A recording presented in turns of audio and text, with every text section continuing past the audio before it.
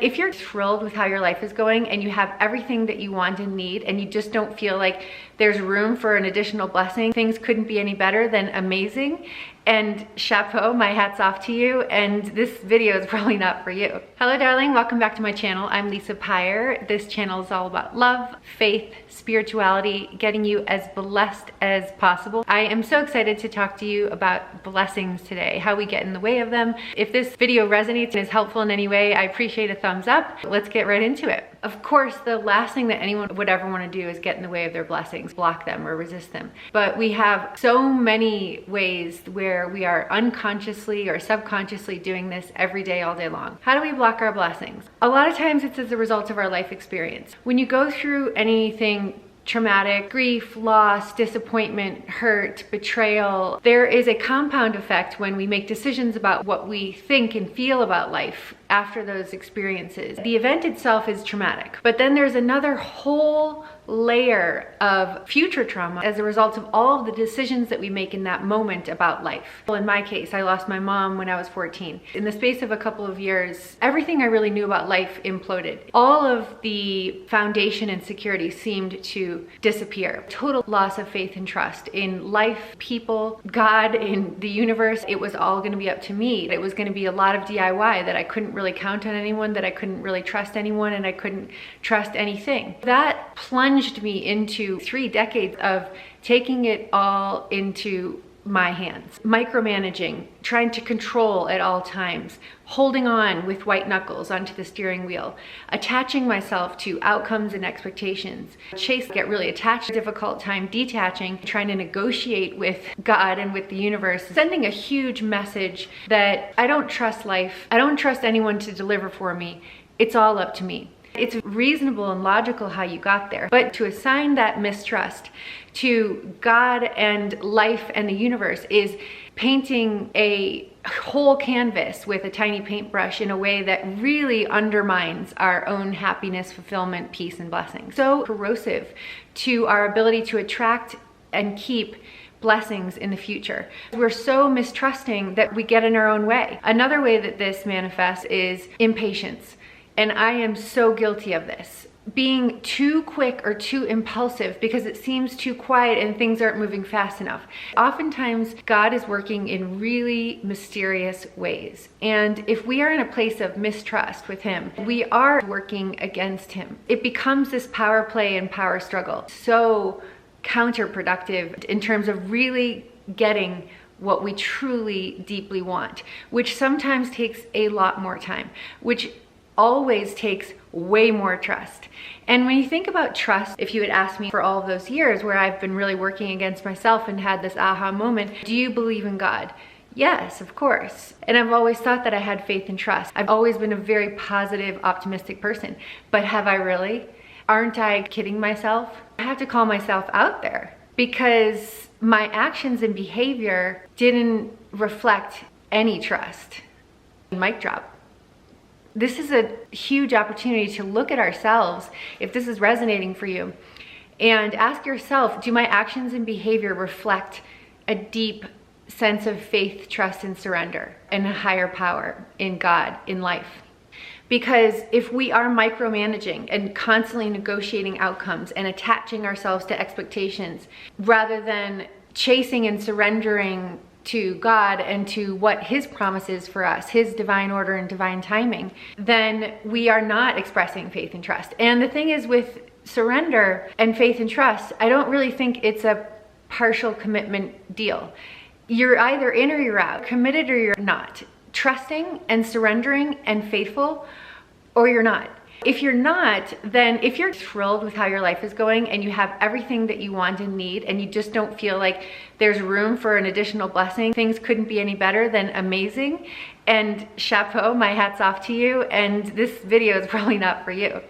For many of us, I think somehow probably are in our way, whether or not it's conscious. For me, it was very unconscious, in a place of total mistrust. God and life didn't let me down. Man did, people did, circumstances did, and that's just part of life.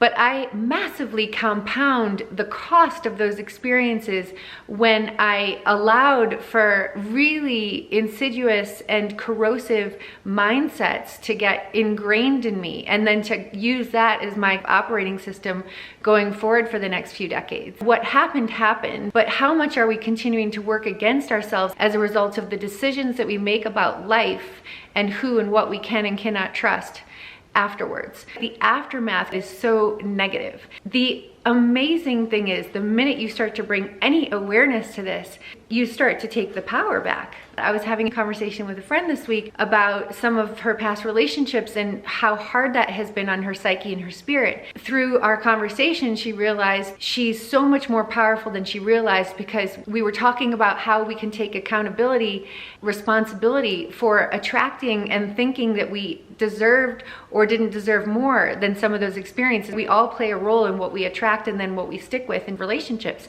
There's always free will at play. The minute that you start to take a little bit more accountability and responsibility, not from a place of blame and judgment and guilt and shame, the minute you start to recognize your role in it, the minute you realize you have a role in it. I am that powerful. I do have free will.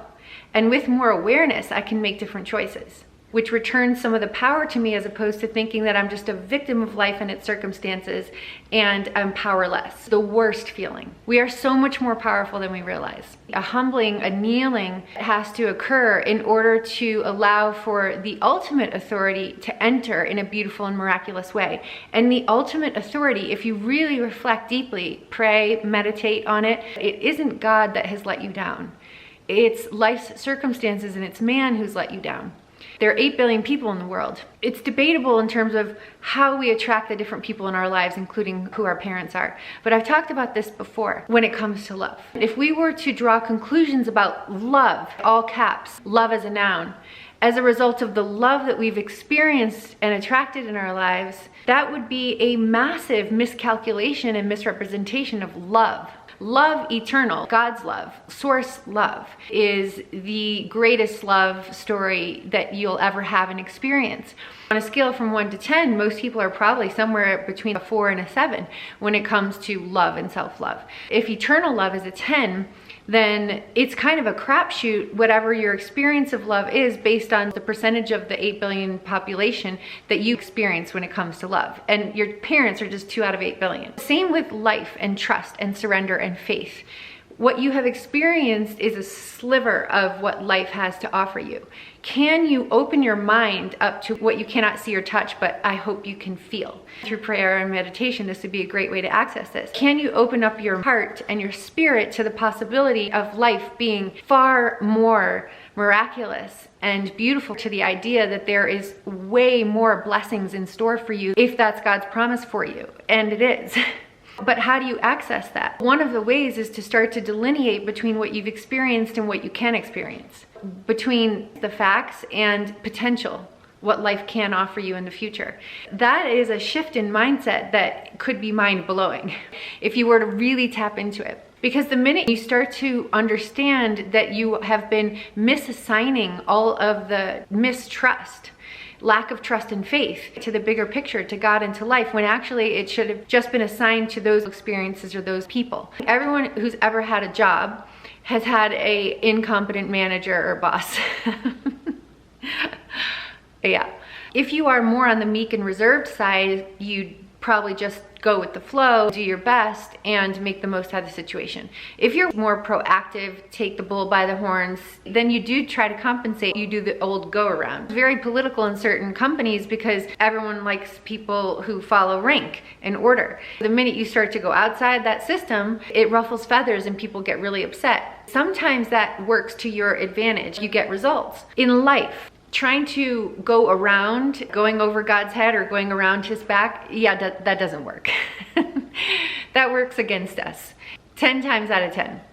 If you want the true value and potential of the full promise, we can see the carnage of that when we look at things that didn't work out like we thought they were, where we maybe did take things into our own hands or tried to game the system, micromanage or control circumstances and outcomes and situations. Sometimes it's even conscious. Let's say that you really want a relationship. True love, the full deal, dream come true. There's that saying that a bird in the hand is worth two in the bush. It's very easy to want to settle because at least if you have something, it's better than having nothing. I don't want to be lonely and I don't want to miss out. We're very good at convincing ourselves, rationalizing why that person is the right blessing. Sometimes God is trying to take that person out of our lives for a reason because he has better in mind and better in store. And we just have to trust in that. Have patience. We tend to be very impatient. And patience means allowing for the void, to just sit with it sometimes.